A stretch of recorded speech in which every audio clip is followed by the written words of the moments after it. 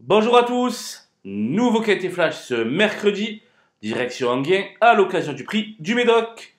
16 chevaux âgés de 7 à 11 ans vont prendre part à cette course européenne, disputée sur la distance de 2875 mètres. On a ici affaire à un lot de trotteurs d'âge bien connus et les principaux favoris devraient répondre présents. Et on voit ça tout de suite avec mon analyse.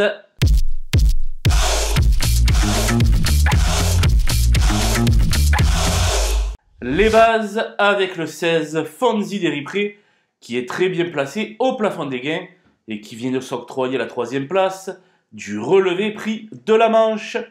Certes, il ne court pas tout seul, mais fait tout de même partie des prétendants à la palme. Le 11 Hannibal Tuileries retrouve Mathieu Abrivard et sera cette fois-ci totalement déféré. Il possède un gros moteur et devrait prendre place sur le podium. L'As et des Darlings viennent remporter un quintet sur le tracé du jour. Ce protégé de JMB monte d'un cran, mais il a les moyens de confirmer. Les opposants avec le 10 Guinness d'Erfray, rarement décevante ces derniers temps. 3e dans le sillage d'Hannibal Tuileries en dernier lieu, elle peut de nouveau viser un tel classement. Le 15 Gold d'RP est clairement sur la montante. Confirmé à ce niveau, il aura de nombreux partisans. Le 8 Hymne du Gers vient de se montrer souverain dans l'étape du Trophée Vert de Royan.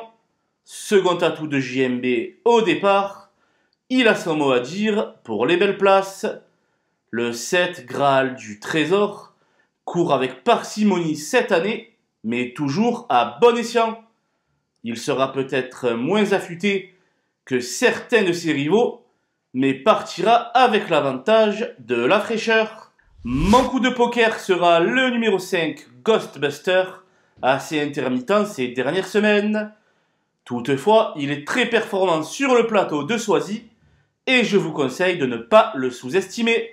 Les outsiders avec le 9 Elliott de KO, dont la forme est sujette à caution, mais qui possède largement la pointure d'un tel lot. Pour une première association avec Gabi Gilormini, je vais m'en méfier tout particulièrement. Il manque la petite étincelle aux 3 girls de Bassière, mais elle se démène toujours sur la piste. A priori, on peut la conseiller pour la 5e place, mais pas mieux. Le 13, Esteban Giel, a beaucoup mieux couru que ne l'indique son classement, en dernier lieu. Cependant, il va devoir compter sur de nombreuses défaillances pour s'illustrer. Le 2 Fragonardello est vieillissant et reste sur une 4e place dans la catégorie des réclamés.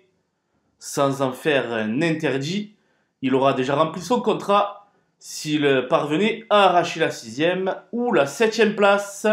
J'ai fait l'impasse sur le 14 Gibus et sur le 12 Grindelwald qui resteront ferrés, sur le 4 Favori de Liton dans le dur actuellement et sur le 6 Aging Référence qui collectionne les zéros.